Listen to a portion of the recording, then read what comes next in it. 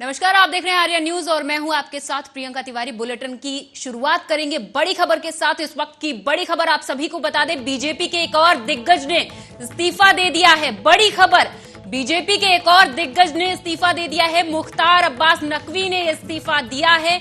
मोदी मंत्रिमंडल को मुख्तार का अलविदा। इस्तीफे से पहले पीएम मोदी से की थी मुलाकात, उसके बाद मुख्तार अब्बास नकवी ने यह इस्तीफा मोदी मंत्रिमंडल से दे दिया है। बड़ी खबर इस वक्त की, जहां पर केंद्रीय मंत्री मुख्तार अब्बास नकवी ने मोदी मंत्रिमंडल से इस्तीफा दे दिया है। इस्तीफे से पहले पीएम मोदी से मुलाकात की थी मुख्तार अब्बास नकवी ने, उसके बाद मोदी मंत्रिमंडल से इस्तीफा दे दिया है।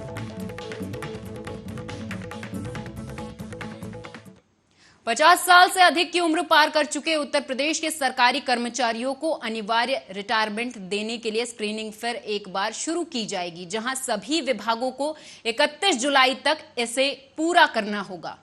31 मार्च 2022 तक जिन कर्मचारियों की उम्र 50 साल पूरी हो रही है, वे स्क्रीनिंग के दायरे में आएंगे।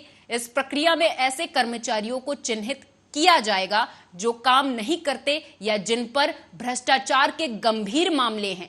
स्क्रीनिंग में कर्मचारियों का एसीआर भी देखा जाता है। कोरोना के कारण पिछले 2 साल से स्क्रीनिंग बंद थी। आपको बता दें कि 2018 से अब तक 450 से अधिक कर्मचारियों को अनिवार्य रिटायरमेंट दिया जा चुका है, जिसमें राजपत्रित अधिकारी भी शामिल हैं। पिछले साल मार्च में 3 आईपीएस अधिकारियों को भी अनिवार्य सेवानिवृत्ति दी गई थी। इनमें अमिताभ ठाकुर, राजेश कृष्णा और राकेश शंकर शामिल थे। अभी तक किसी आईएएस अफसर को अनिवार्य सेवानिवृत्ति नहीं दी गई है।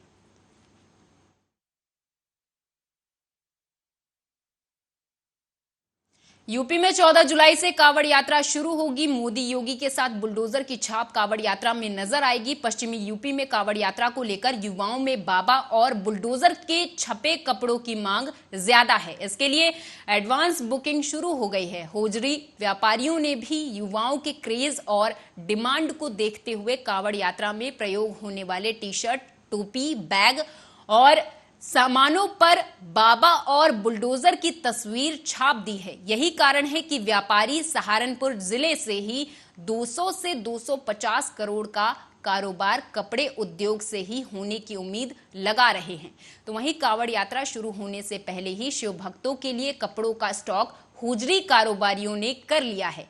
होजरी कारोबारियों के पास मोदी योगी और बुलडोजर छपी भगवा टी शर्ट की डिमांड के साथ दुकानों पर कपड़ों के स्टॉक हो गए हैं।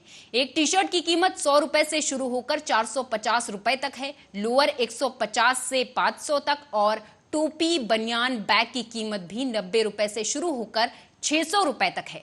व्यापारियों का कहना है कि इस बार कच्चा माल महंगा हुआ है, जिससे कि लागत बढ़ी है और बचत कम हुई है। साथ ही कोरोना काल से पहले कावड़ यात्रा में कपड़ों और अन्य सामानों में 30% के दामों में वृद्धि हुई है। इसके अलावा डीजे, ट्रांसपोर्टेशन और दवाओं के कारोबार में भी इजाफा होता दिख रहा है।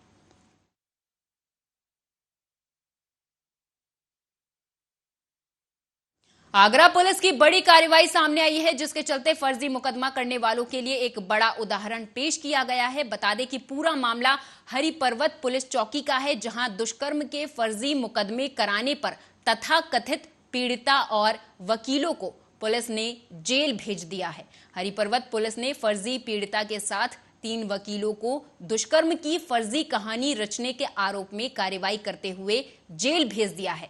दरअसल राहुल और उसके परिवारजनों के खिलाफ बलात्कार का झूठा मुकदमा लिखवाया गया था और मुकदमा लिखवाकर लाखों रुपए तथाकथित दुष्कर्म पीड़िता और वकीलों ने वसूले। पर इस बीच पुलिस ने जांच की तो झूठा केस निकलने पर पुलिस ने गंभीर धाराओं में मुकदमा दर्ज कर आरोपियों को जेल भेज दिया है।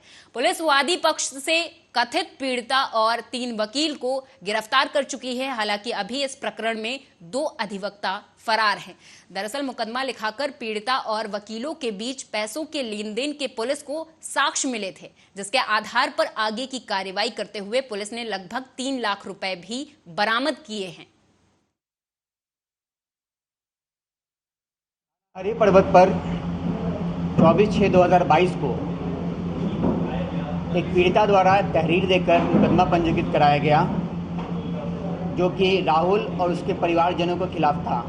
यह मुकदमा धारा 376, 504, 506 और 328 के अंतर्गत पंजीकृत कराया गया। इसकी विवेचना थाना हरि पर्वत पुलिस ने स्टार्ट की। उसके बाद विवेचना में कुछ ऐसे साक्ष्य मिले जिससे इस घटना पर थोड़ा संदिग्ध हुआ। इसके बाद एएसपी हरि पर्वत के नेतृत्व में थाना हरि पर्वत पुलिस ने और विशेषकर नीलम जो हमारी सब इंस्पेक्टर हैं, उन्होंने बहुत अच्छा कार्य करते हुए इस घटना के पुष्टिकारक साक्ष्य जुटाएं और कुछ ऐसे तथ्य और ऐसे अभिलेखीय साक्ष्य में प्राप्त हुए जिससे ये घटना पूरी तरह से संदिग्ध हो गई और इसको एक अयोध्या जनपद के थाना हैदरगंज में बीकापुर के रहने वाले पीड़ित का आरोप है कि दबंगई, गुंडई और जोर जबरदस्ती के बलबूते पर उसकी जमीन पर कब्जा कर लिया गया। और सबसे बड़ी बात यह है कि पीड़ित का पक्ष गढ़ सुरेंद्र वर्मा पर आरोप लगाते हुए कहता है कि यह आरटीओ विभाग में कार्यरत पदाधिकारी हैं, जिसके चलते इसका पैसा जब्त कर लिया है और इसी की वजह से विपक्षी गढ़ सुरेंद्र वर्मा ने पैसे के बलबूते पर थाना अध्यक्ष, हल्का लेखपाल, तहसीलदार, उप जिलाधिकारी सभी को अपने पक्ष में कर लिया है। पीड़िता का यह भी कहना है कि जब भी कोई भी शिकायती प्रार्थना पत्र संबंधित विभाग के अधिकारियों को दिया जाता है तो विपक्षी पक्ष अपने आरटीओ ऑफिस या पैसे की भनक दिखाते हुए उस पर रोक लगवा देता है। आखिरकार पीड़ित ने पत्रकारों से बातचीत करते हुए बताया कि इस मामले की शिकायत मैंने मुख्यमंत्री तक की, लेकिन अभी तक मेरी कोई सुनवाई नहीं हो रही। पीड़ित का विपक्षी गढ़ पर यह भी आरोप है कि जब विपक्षी गढ़ सुरेंद्र वर्मा संक्रमणीय भूमि पर 20-25 आदमी लाकर भूमि पर कब्जा कर लेते हैं, तो वहीं दूसरी तरफ मीडिया कर्मियों को पीड़ित ने यह भी बताया कि आरोपी ने जो बैनामा करवाया है उसमें बड़े स्तर पर धांधलीबाजी और लाखों रुपए का गबन किया गया है। पीड़ित ने मीडिया से बात करते हुए कहा कि हमें न्याय चाहिए और मामले की निष्पक्षता से जांच करने की मांग भी पीड़ित ने की है। जमीन एक सुरेंद्र वर्मा है, वो अवैध कब्जा कर ले रहे हैं। उन्होंने बैनामा पीछे की तरफ लिखवाया था, कर रहे हैं आगे कब्जा। उन्होंने वहाँ पे 94 एकड़ जमीन थी, उन्होंने लिखवा लिया 101 जमीन, क्योंकि 101 में स्टाम्प 101 लिखाने पे स्टाम्प कम लगा। अगर 94 लिखवाते तो स्टाम्प ज़्यादा लगता। स्टाम्प में भी घपला किया। और उसके बाद हमने इसकी शिकायत आला अधिकारी हैदर एसओ साहब को, यहाँ पे तहसील प्रशासन, एसडीएम साहब को, तहसीलदार साहब को और लेखपाल, कानून को सभी को किया, लेकिन यहाँ से हमारी सुनवाई नहीं हुई। इसके बाद हम मुख्यमंत्री दरबार में गए। वहाँ पे मुख्यमंत्री जी से हमारी मुलाकात हुई। उन्होंने आश्वासन दिया, डीएम साहब को कॉल किया, फैक्स भी किया।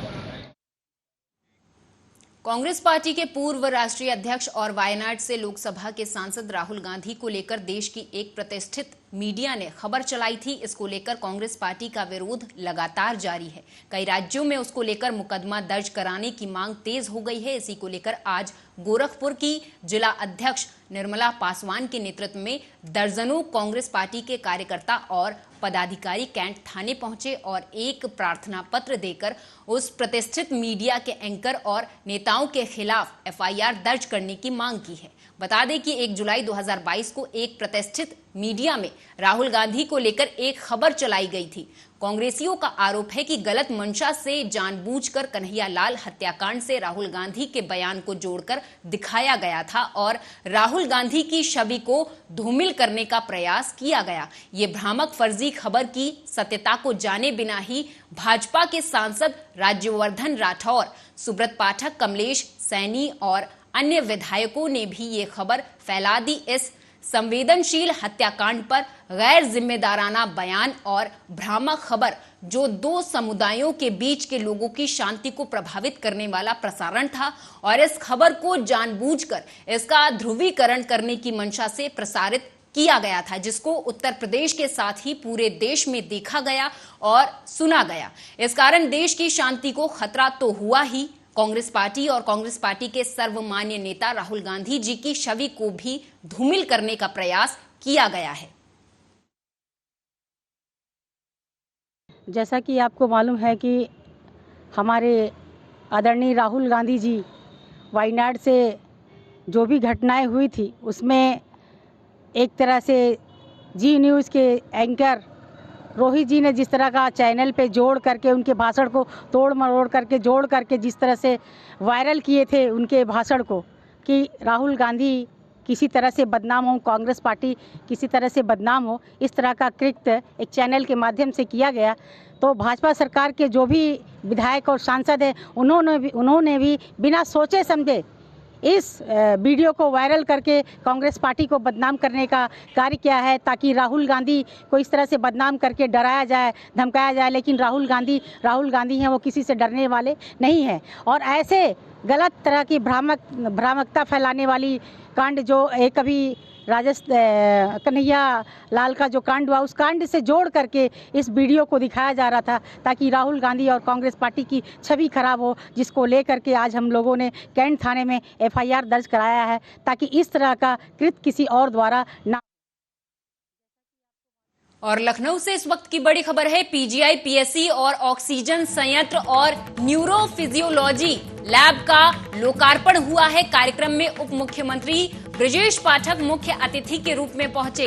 PGI के निदेशक और डॉक्टरों ने उप मुख्यमंत्री का भव्य स्वागत किया और अभिनंदन किया। फीता काटकर उप मुख्यमंत्री ब्रजेश पाठक ने कार्यक्रम का शुभारंभ किया। बड़ी खबर, जहां पर उप मुख्यमंत्री ब्रजेश पाठक ने लोकार्पण किया है और कार्यकर्ताओं ने उनका जोरदार स्वागत किया। उप मुख्यमंत्री ने फीता काटकर लोकार्पण और शुभारंभ किया है। लखनऊ से बड़ी खबर, पाठक पहुंचे और उन्होंने लोकार्पण और शिलान्यास किया। इस दौरान कार्यकर्ताओं में भी बहुत सारा जोश देखने को मिला। न्यूरोफिजियोलॉजी लैब का लोकार्पण किया गया है, जिसमें PGI PSC ऑक्सीजन संयंत्र लैब का लोकार्पण उप मुख्यमंत्री ब्रजेश पाठक ने किया।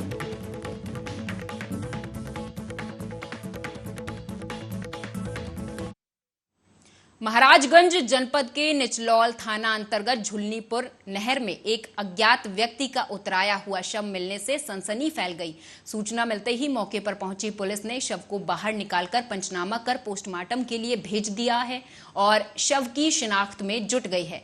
निचलौल CO सुनील दत्त दुबे ने बताया कि शव 2-3 दिन पुराना दिख रहा है और शव की हालत देख अनुमान लगाया जा रहा है कि युवक नेपाल का निवासी है और उसके बाएं हाथ में नाक के टैटू गोदे हुए हैं। साथ ही आपको बता दें कि शव नहर के किनारे उतरा दिखा तो प्रथम जांच में गले में पैर के जूते के दोनों फीते जोड़कर गला घोंटकर हत्या करने के जैसे निशान देखने को मिले। बहरहाल पुलिस ने शव को पोस्टमार्टम के लिए भेज दिया है और मामले की तफ्तीश की जा रही है।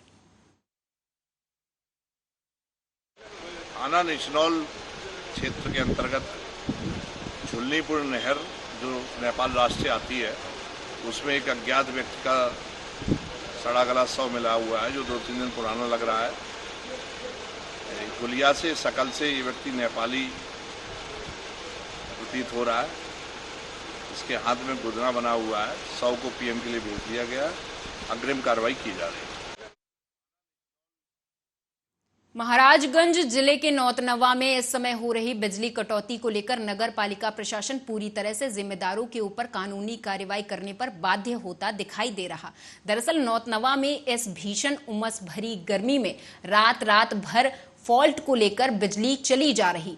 इसी को लेकर देखते हुए नौतनवा के चेयरमैन मोहम्मद कलीम उर्फ गुड्डू खान ने आज एक नोटिस जारी किया है, जिसमें कहा गया है कि या तो 2001 से जो डिस्कनेक्शन आपके द्वारा नौतनवा में बांटा गया है उसका कोई NOC आपने नहीं लिया है, तो क्यों ना आपके ऊपर कानूनी कार्रवाई की जाए।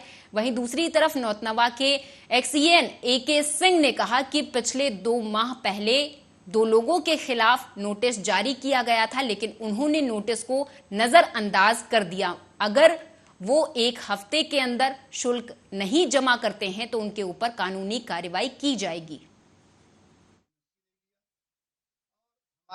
देखिए, अभी भी हमारे संज्ञान में आया, यहाँ डिश चलाने वाले लोग 2001 से 2002 से डिश चला रहे हैं। नगर पालिका से अभी तक उन्होंने एनओसी नहीं लिया और हमारे पोलों में, बिजली विभाग के पोलों में बिना हमें जानकारी के, बिना हमारे लोगों को सूचना दिए पोलों पे तार बांधे। इस तरह से जो पोलों पे तार बंधे हुए हैं उससे नौतनवा नगर पालिका के अंतर्गत बिजलियों का फॉल्ट हो रहा है। यहाँ की जनता परेशान हो रही है। हम लोग रात दिन फॉल्ट को बनाने में लगे हुए हैं। इससे नगर पालिका को, हमको, हमारी सरकार को बदनाम करने के लिए कुछ लोग इस तरह की हरकत ये जो डिश के लोग बिजली के खंभों का इस्तेमाल कर रहे हैं अपने डिश के केबल ले जाने के लिए, जिनको निर्देशित किया गया है कि अधीक्षण अभियंता महोदय के कार्यालय से इसका जो वार्षिक शुल्क होता है संपर्क करके इसके लिए एक आदेश करा लें और जो वार्षिक शुल्क बनता है प्रतिखंभे इस क्षेत्र के लिए, नगर पालिका के क्षेत्र के लिए या देहात क्षेत्र के लिए, उसको जमा कर दें। अन्यथा जो है इसमें उनके तार काट के गिरा दिए जाएंगे और फिर अगर दोबारा जोड़ी जाती है तो इस पर उनके विरुद्ध कार्रवाई की जाएगी। सर, आपके द्वारा बताया गया कि एक बार इनको नोटिस जा भी चुका है। इनको दो फर्मों को नोटिस जारी की गई है, जिसकी कापी आपको कुलदीप श्रीवास्तव जी जो पटन देखते हैं उनसे मिल जाएगी। और इस पर एसडीओ साहब को निर्देशित किया गया है कि इनको पुनः एक पत्र जारी करा देते हैं कि 2 सप्ताह के समय में अगर ये इसका निस्तारण नहीं कराते हैं, अधीक्षण अभियंता महोदय के कार्यालय से आदेश अगर नहीं कराते हैं, इनको अनुमति प्रदान किया जाए तो फिर इनके डिश के तार गिरा दिए जाएंगे और दोबारा फिर अगर ये डॉक्यूमेंट्री फिल्म काली के पोस्टर पर देवी को धूम्रपान करते हुए एलजीबीटीक्यू का झंडा थामे दिखाने पर मां काली के करोड़ों भक्तों की धार्मिक भावनाओं को ठेस पहुंचाने पर फिल्म के निर्माता निर्देशक लीना मणिमेकलाई के विरुद्ध प्रथम सूचना रिपोर्ट दर्ज करके तत्काल गिरफ्तारी की मांग को लेकर मिर्जापुर सेवा समिति के संयोजक दिलीप सिंह गहरवार के नेतृत्व में सैकड़ों कार्यकर्ताओं ने जिलाधिकारी और पुलिस अधीक्षक से मुलाकात कर उन्हें फिल्म काली के निर्माता निर्देशक लीना मणिमेकलाई के खिलाफ एफआईआर दर्ज करने के लिए मांग पत्र सौंपते हुए तत्काल कार्रवाई की मांग की है। आज मिर्जापुर सेवा समिति के जो पदाधिकारी और हमारे अधिवक्ता समाज के सम्मानित सभी अधिवक्ताओं द्वारा जो फिल्म काली का निर्माण हुआ है, डॉक्यूमेंट्री फिल्म है, उसमें मां काली को सिगरेट पिलाते हुए जो दिखाया गया और एक विदेशी झंडा लेके जो उनका पोस्टर प्रदर्शित हुआ है, उसके खिलाफ हम लोग उसके डायरेक्टर और निर्देशक के खिलाफ जो एफआईआर दर्ज कराने की मांग को लेकर और तत्काल उसकी गिरफ्तारी हो, क्योंकि हिंदू भावनाओं का के देवी देवताओं के खिलाफ इस तरीके का कुचक्र अपने फिल्म को हाईलाइट करने के उद्देश्य से किया गया है।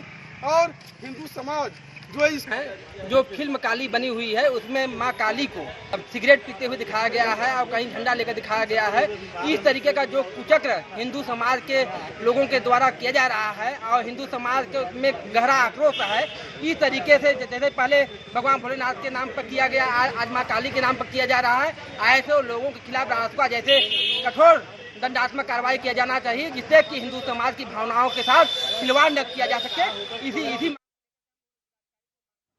नूपुर शर्मा मामले में रिटायर्ड जजों और अन्य बुद्धिजीवियों की खुली चिट्ठी पर पूर्व पत्रकार और एक्टिविस्ट पुष्पेंद्र कुलश्रेष्ठ ने कड़ी प्रतिक्रिया दी। उन्होंने कहा कि जज का काम किसी विषय पर फैसला देना है, ना कि राजनेताओं की तरह भाषण देना। पुष्पेंद्र कुलश्रेष्ठ ने सुप्रीम कोर्ट के जजों को सलाह देते हुए कहा कि वे ऐसा ना करें, वरना निचली अदालतों में गलत संदेश जाएगा। कुलश्रेष्ठ ने इस्लामिक इतिहास का हवाला देते हुए कहा कि दरअसल नूपुर शर्मा ने कुछ भी गलत नहीं कहा है। उन्होंने आगे कहा कि मुसलमानों से सवाल कहते हुए पूछा कि आज नूपुर के बयान पर उसके सिर कलम करने वाले मुसलमान बताएं कि मस्जिद में अली का कत्ल किसने किया, मोहम्मद साहब की बेटी का घर किसने जलाया और करबला में हसन हुसैन को कलमा पढ़ते समय किसने मारा। इसमें दो बातें हैं। पहले तो ये साफ हो जाना चाहिए कि नूपुर शर्मा ने कहा क्या है। क्या नूपुर शर्मा ने प्रॉफिट मोहम्मद की शान में गुस्ताखी सच में की है या नहीं की?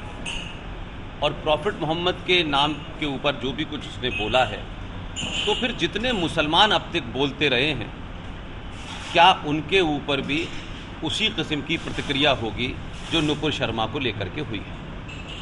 आपका दूसरा सवाल है कि 147 या 177 लोगों ने एक लेटर लिखा है सरकार को। ये लेटर लिखने की परंपरा बहुत पहले से चली आ रही है। पहले लोग लेटर लिखते थे कि भारत की पार्लियामेंट नई क्यों बनाई जा रही है, आप फला कानून क्यों ला रहे हैं। ये भारत में पहली बार एक ऐसा लेटर लिखा गया है जो नुपुर शर्मा के सिलसिले में है, और उसमें एक ही बात है जिसके साथ मैं भी खड़ा हुआ हूं कि जज साहब जज बनाए गए हैं, किसी विषय पर अपना फैसला दें, और खासतौर से सुप्रीम कोर्ट और हाई कोर्ट के जजेस। लेकिन जज साहब ने जो उसने मांग की थी, जो उसकी याचिका थी कि पूरे देश में जगह जगह लोग उसके मौत का कोई इनाम रख रहा है। रायबरेली बछरावा थाना क्षेत्र के मोहल्ला किला निवासी मोहम्मद रफी ने बताया कि आज 3 महीने हो गए हैं, मेरी बेटी को बरामद नहीं कराया जा सका है। रायबरेली पुलिस अधीक्षक आलोक कुमार प्रियदर्शी ने मिलकर पीड़ित पिता से उनकी आप बीती सुनी। पीड़ित पिता ने अपनी पुत्री की हत्या की आशंका जताई और इस पूरे मामले में एसओजी टीम का सहयोग लिए जाने की मांग की है, जिससे जल्द से जल्द किशोरी को बरामद किया जा सके। लेकिन पीड़ित पिता को रायबरेली पुलिस अधीक्षक द्वारा आश्वासन मिलने के बावजूद अभी तक न्याय नहीं मिला है। लड़की हमारी जो है अभी तक बरामद नहीं हो पाई है, गायब हो गई है 28 मार्च को। उसके बाद में सरोज मैडम इसकी योजना कर रही हैं, वो अभी तक हमारी लड़की को बरामद नहीं करवा पाई हैं। और इसके लिए हम जो है यहाँ रायबरेली आए थे 30 तारीख को कप्तान जी के पास। उन्होंने आश्वासन दिया था कि 4-5 दिन के अंदर जो है बरामद हो जाएगी। ये अभी 4-5 दिन हो गए हैं, हम फिर लखनऊ गए डीजीपी के वहाँ पुलिस कार्यालय में। उनको हमने अपनी जो है शिकायत दर्ज कराई और एप्लीकेशन दिया। उन्होंने कहा कि हम जल्दी से जल्दी लड़की को बरामद करवाने की जो है कोशिश करेंगे, और फिर उसके बाद में हम यहाँ पे चले गए। लड़की ऐसा नहीं है, लड़की 3 महीने से गायब है, ये बात सही है, और मुकदमा लिख करके उसमें विचार भी कराई जा रही है। और कल आईओ को बुला करके मैंने इस पर समीक्षा भी की थी, और ये पता चला कि इसमें जो 3 लोगों पे शरण देने का आरोप था उनको गिरफ्तार करके भेजा जा चुका है। और लड़की को ट्रैक करते हुए टीम दिल्ली तक दी गई थी, जहाँ से ये पता चला कि जिस फोन को हमारी टीम ट्रैक कर रही थी वो उसने किसी को बेच करके फिर वो आगे चला गया। अब उसका फॉरवर्डिंग एड्रेस अभी पुलिस के पास नहीं है, लेकिन टीमें लगी हुई हैं और बहुत जल्दी इसके विषय में कुछ सुराग मिलेगा। उनके परिवारीजनों को ये आश्वासन दिया गया है कि जैसे ही सुराग मिलेगा जल्दी बरामद कर। सर, क्या उम्मीद की जाए कि लगभग कब तक बरामद हो जाएगी, कितने दिनों में? हमारी उम्मीद है कि बहुत जल्दी ही लड़की को बरामद करेंगे।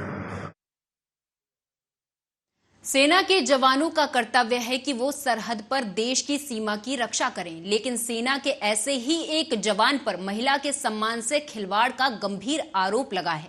मामला रायबरेली जिले का है, जहां पीड़ित महिला का आरोप है कि सेना के जवान ने उसे शादी का झांसा देकर कई साल तक उसकी आबरू लूटी और फिर शादी से इनकार कर दिया। पीड़िता ने शहर कोतवाली में 3 माह पूर्व आरोपी जवान पर गंभीर धाराओं में मुकदमा भी दर्ज करवाया, पर अभी तक कोई कार्रवाई नहीं हुई है, जिसके बाद बीते दिनों पीड़िता ने एसपी की चौखट पर भी चक्कर लगाया, पर वहां भी उसे निराशा ही हाथ लगी।